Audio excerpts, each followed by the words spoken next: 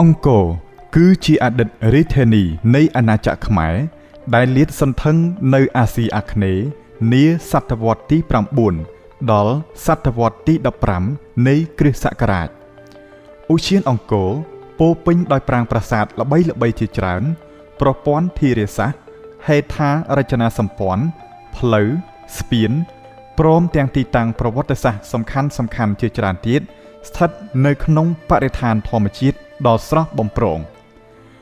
ក្នុងមួយឆ្នាំភ្ញៀវទេសចរជាតិអន្តរជាតិដែលបានចូលមកទស្សនាអង្គរមានការកើនឡើងជាលំដាប់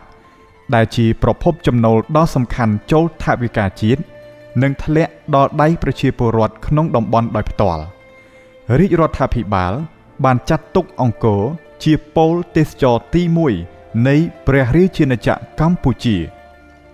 ក្នុងដំណើរចូលទស្សនារមណីយដ្ឋានអង្គរភ្ញៀវទេសចរតែងធ្វើដំណើរតាមមធ្យោបាយផ្សេងគ្នាដូចជាតាមរថយន្តរ៉ឺម៉កម៉ូតូកង់និងធ្វើដំណើរដោយថ្មើរជើងជាដើមអាស្រ័យទៅតាមការជ្រើសរើសនិងការពេញចិត្តរបស់ភ្ញៀវក្នុងចំណោមមធ្យោបាយធ្វើដំណើរនេះកង់គឺជាមធ្យោបាយមួយប្រភេទដ៏ល្អប្រសើរនិងពេញនិយមមិនត្រឹមតែផ្ដល់នូវផាសុកភាពដល់អ្នកធ្វើដំណើរប៉ុណ្ណោះទេថែមទាំងអំណោយផលដល់ភ្ញៀវក្នុងការគយគន់ទេសភាពតាមដងផ្លូវបានយ៉ាងងាយស្រួលគ្មានសម្លេងរំខានពុំមានបញ្ចេញឧស្ម័នពុលដែលប៉ះពាល់ដល់បរិស្ថាននិងងាយស្រួលចល័តទៀតផងអាជ្ញាធរជាតិអប្សរាតាមរយៈក្រុមការងារអនុវត្តផែនការគ្រប់គ្រងទេសចរ TMP បានលើកគម្រោងជួសជុលផ្លូវមួយខ្សែចាប់ពីប្រាសាទអង្គរវត្តឆ្ពោះទៅប្រាសាទបាយ័នឲ្យបានស្អាតល្អឡើងវិញដើម្បីផ្ដល់ភាពងាយស្រួលដល់ការធ្វើដំណើររបស់ប្រជាជនក្នុងតំបន់ផងក៏ដូចជាការធ្វើដំណើររបស់ភ្ញៀវទេសចរផងជាពិសេសការធ្វើដំណើរដោយជិះកង់ដែលយើងសង្កេតឃើញថាភ្ញៀវទេសចរកំពុងមានការចាប់អារម្មណ៍ជាខ្លាំងគោលបំណងរបស់គម្រោងរៀបចំផ្លូវពីប្រាសាទអង្គរវត្តទៅប្រាសាទបាយ័ននេះគឺថាទី1ចង់ជួសជុលផ្លូវឡើងវិញបាទដោយសារថាបច្ចុប្បន្នយើងបានឃើញថាស្ថានភាពរបស់ផ្លូវពីប្រាសាទអង្គរវត្តទៅប្រាសាទបាយ័ននេះមានចាប់ដើមមានភាពខូចខាតបណ្ដាហើយបាទជាពិសេសយើងឃើញថានៅកែមផ្លូវហ្នឹងមានភាពបាក់បែកហើយក៏កន្លែងខ្លះនៅលើផ្លូវភាពស្ថានភាពតកឡោកតែម្ដងបាទហើយក៏អ្វីដែលសំខាន់យើងបានសង្កេតឃើញថានៅសងខាងផ្លូវនេះដែលបច្ចុប្បន្នរៀបចំជាដីក្រហមមានការលំបាកក្នុងការធ្វើដំណើរបាទជាពិសេសពេលដែលភ្លៀងយើងឃើញថាបាច់ផុកបាទហើយក៏ជាពិសេសពេលខែក្តៅការហុយដីច្រើនបាទដែលធ្វើឲ្យមានការលំបាកចំពោះបងប្អូនប្រជាពលរដ្ឋដែលរស់នៅក្នុងតំបន់អង្គរហើយដែលប្រើប្រាស់នៅផ្លូវនេះហើយក៏ធ្វើការលំបាកផងដែរចំពោះភ្ញៀវទេសចរក៏ដូចជា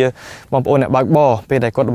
ដឹកភ្ញៀវទៅទស្សនាក្នុងតំបន់អង្គរបាទទី2ដោយសារយើងបានសង្កេតឃើញថាបច្ចុប្បន្ននេះភ្ញៀវទេសចរជាតិនិងអន្តរជាតិគាត់បានចាប់អារម្មណ៍ខ្លាំងបាទទៅលើវិស័យ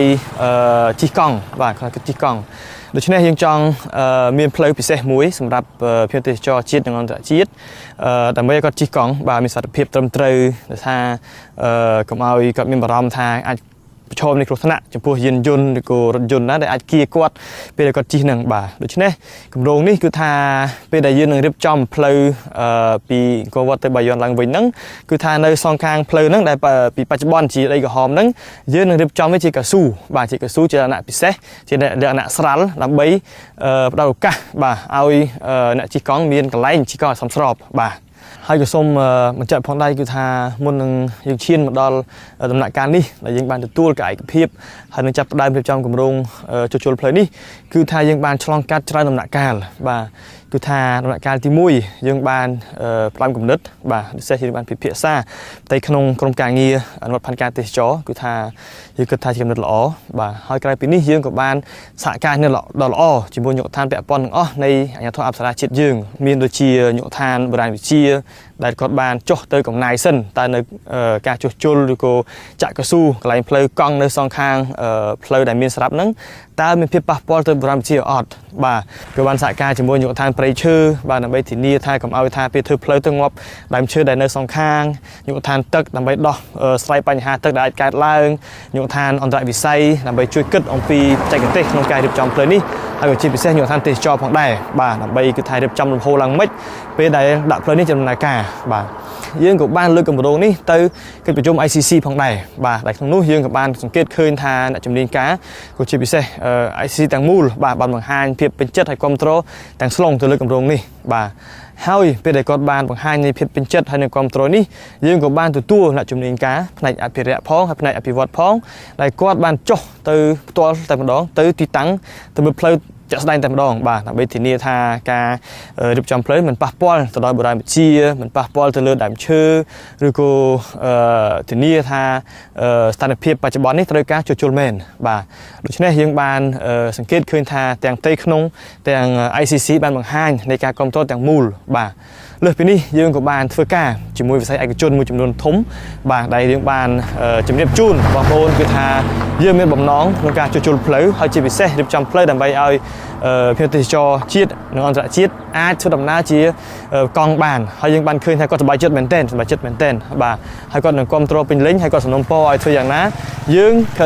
ខិតខំឲ្យធ្វើយ៉ាងណាឲ្យដាក់ផ្លូវនេះរៀបចំជួសជុលផ្លូវហើយដាក់ឲ្យដំណើរការឲ្យកាន់តែឆាប់បាទអញ្ចឹងយើងនឹងខិតខំធ្វើយ៉ាងណាឲ្យក្រុមហ៊ុនដែលយើងបានសហការជាមួយនេះគាត់មានភាពទទួលខុសត្រូវខ្ពស់ហើយនឹង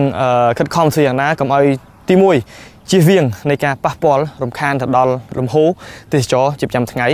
ហើយកន្លែងនេះយើងបានសង្កេតឃើញថាគាត់បានសហការដ៏ល្អដែលគាត់បានខិតខំធ្វើការងារនេះតែពេលល្ងាចទេបាទដូច្នេះតម្លៃពេលព្រឹកពេលថ្ងៃដែលមានចរាចរណ៍ច្រើនគាត់អត់មានសកម្មភាពទេ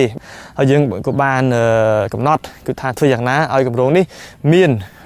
ចប់គម្រោងបាទហើយឲ្យដាក់ដំណើរការផ្លូវនេះនៅមុនចុងឆ្នាំ2015តែម្ដងបាទអញ្ចឹងយើងសង្ឃឹមថានៅពាក់កណ្ដាលអាចមុនខែធ្នូ2015នេះយើងអាចរួមទាំងអស់គ្នាមកប្រើផ្លូវនេះហើយជិះកង់ទាំងអស់គ្នាតែម្ដងរមណីយដ្ឋានដែលស្រស់ស្អាតមិនមែនមានតែប្រាង្គប្រាសាទស្រស់ស្អាតតែមួយមុខនោះទេគឺត្រូវមានបរិស្ថានធម្មជាតិស្រស់ស្អាតនិងសណ្ដាប់ធ្នាប់របៀបរៀបរយល្អផងដែរដូច្នេះដើម្បីលើកតម្លៃរមណីយដ្ឋានអង្គររបស់យើងសូមបងប្អូនទាំងអស់គ្នាទាំងអ្នកលក់ដូរក្តីទាំងអ្នករកស៊ីដឹកជញ្ជូនភ្ញៀវទេសចរក្តីសូមជួយថែរក្សាអនាម័យសណ្ដាប់ធ្នាប់របៀបរៀបរយនិងសេចក្តីថ្លៃថ្នូរក្នុងឧទ្យានអង្គររបស់យើងឲ្យបានល្អប្រសើរយានយន្តគ្រប់ប្រភេទត្រូវចតទៅតាមចំណតដែលអាជ្ញាធរជាតិអប្សរាបានរៀបចំជូនឬទីកន្លែងសមរម្យណាមួយក្នុងស្មារតីស្រឡាញ់និងលើកកម្ពស់សោភ័ណភាពឧទ្យានអង្គរនៃយើងទាំងអស់គ្នានៅពេលដែលឧទ្យានអង្គរស្រស់ស្អាតនិងមានសណ្ដាប់ធ្នាប់ល្អភ្ញៀវទេសចរចូលមកទស្សនាច្រើនចំណូលពីវិស័យទេសចរក៏ធ្លាក់ដល់ដៃយើងទាំងអស់គ្នាក៏ច្រើនទៅតាមនោះដែរ